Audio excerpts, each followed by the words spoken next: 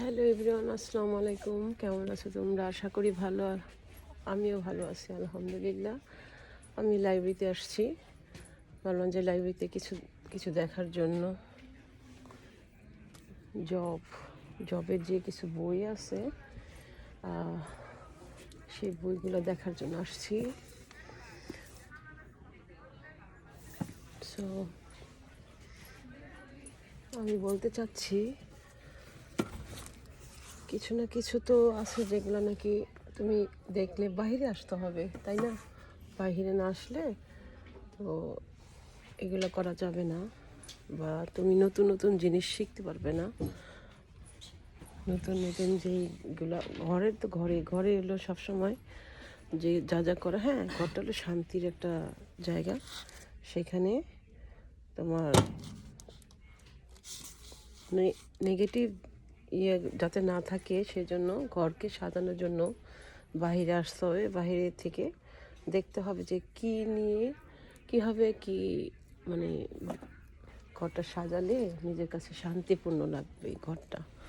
So আমি just আসছি যে হোম ডেকোরেশনের কিছু জিনিস দেখার জন্য। তারপরে আদার থিং টু হিস্টোরি বুক, এগুলো দেখার জন্য আসছি। Job two. সো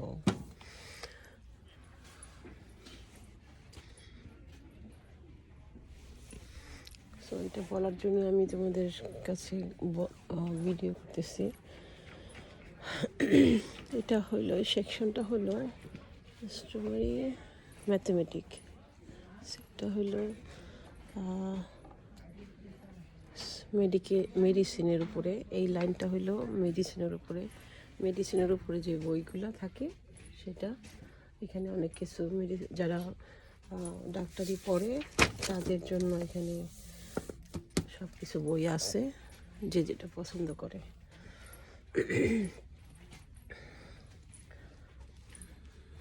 এই আর কি, দেখি আমি কি। তারপরে এইখানে হইলো নিউট্রিশন,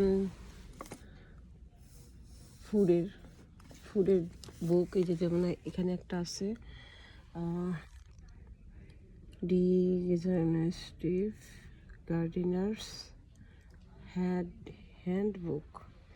গার্ডেনের ব্যাপারে, এটা গার্ডেনের ব্যাপারে কি লিখছে, রিজেনারেটিভ গার্ডেনার্স হ্যান্ডবুক। এটা গার্ডেনের উপরে বইটা। যে এখানে গার্ডেন কীভাবে মেনটেন করতে হয়, কীভাবে সব প্লান্ট লাগাইতে হয়, এগুলো সব আছে। এই একটা ওকে, এটা আমার এখন দরকার নেই, আমি এখন স্টার্ট করতেছি না গার্ডেনিংটা।